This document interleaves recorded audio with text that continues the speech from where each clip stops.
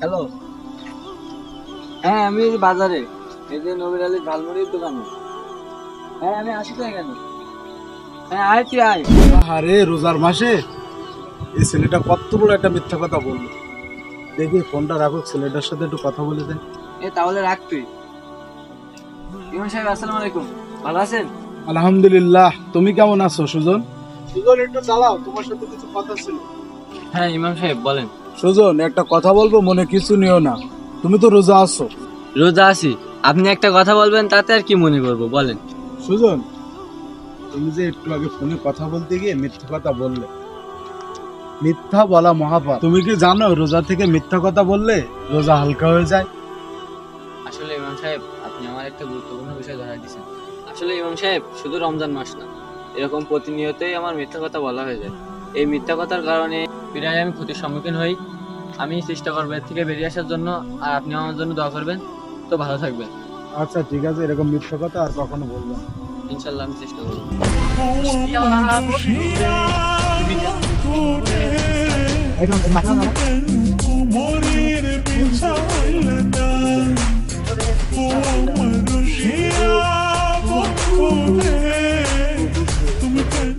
আসসালামু আলাইকুম। ওয়ালাইকুম আসসালাম ইমাম সাহেব। মাসুম ভাই রোজা তো আছেন নাকি? আলহামদুলিল্লাহ, আমি ওই ছোটবেলার থেকে এই রোজা থাকি, আমি রোজা ভাঙি।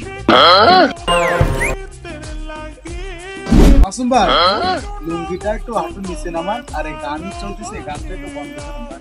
ওই ইমাম সাহেব কাজ করতেছিলাম তো, তাই আর কি। হ্যাঁ ওই মন বোঝে না, তাই হচ্ছে একটু গান শুনছিলাম। রোজা রেখে গান বাজনা শোনা উচিত না। এতে আপনার কানের রোজাটা হালকা হয়ে যেতে পারে। আপনি কি জানেন? এই তো আপনি আমি একই বয়সী, হয়তো দুই একদিন কম বেশি হবে, কিন্তু রোজা রেখে গানটা শোনেন না ভাই। আসুন দিনের পথে ফিরে আসি। আসলে ইমাম সাহেব আমার অনেক বড় ভুল হয়ে গেছে। আমার ওই গান শুনে শুনে অভ্যস্ত তো, আমি ওই কাজ করি আর গান শুনি। আসলে আপনি আমার চক্ষু খুলে দিয়েছেন। আমি চেষ্টা করব গান থেকে ফিরে আসার জন্য। আমি ইনশাল্লাহ আপনার কথা রাখার চেষ্টা করবো। আমার জন্য মাসুম ভাই তাহলে আমি আসি। আচ্ছা ঠিক আছে।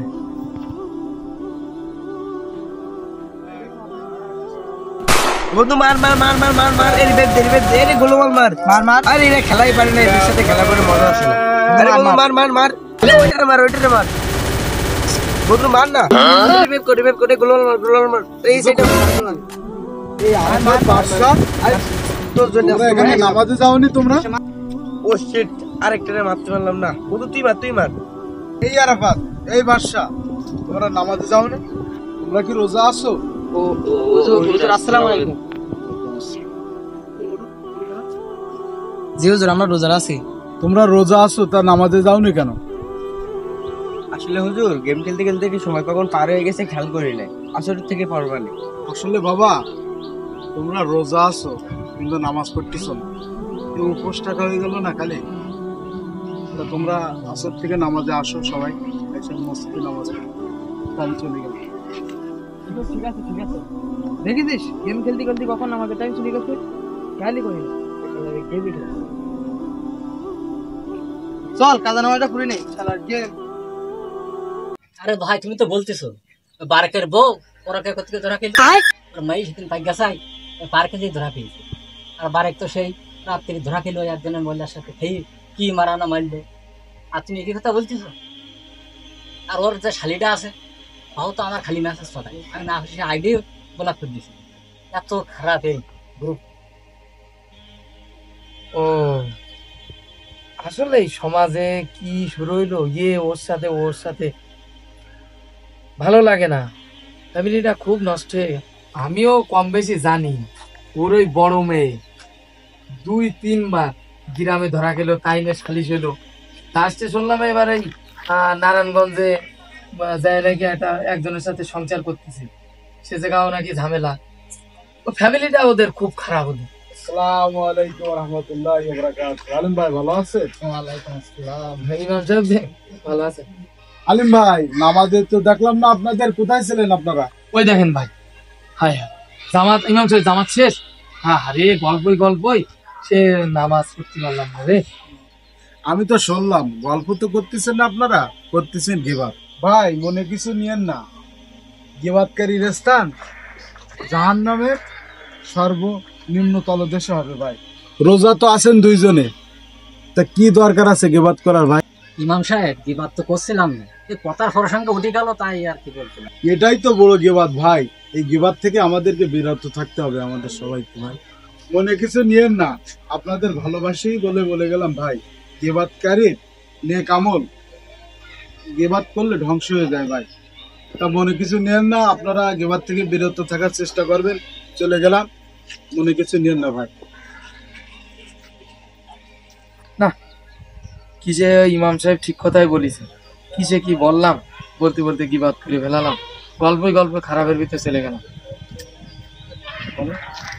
চলো যাই, নামাজটা পড়ি নি, কাজা নামাজ পড়ি নি।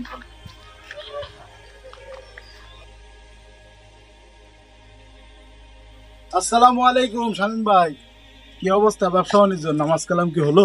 ওই ইমাম সাহেব দেখা কিনা খুব চাপ, তো বাসায় কি নামাজটা পড়েনি মানে। তা রমজানের মাল সামানা নিয়ে আসেননি? আরে ইমাম সাহেব মাল সামান নিয়ে আসছি আরো 2-3 মাস আগে। ওই মাল সামান তো নিয়ে আসছি, কিন্তু ওই খেজুরটা কিরকম নষ্ট হয়ে গেছে। তো ধুয়ে চিনি মারলি ঠিক হয়ে যাবে না।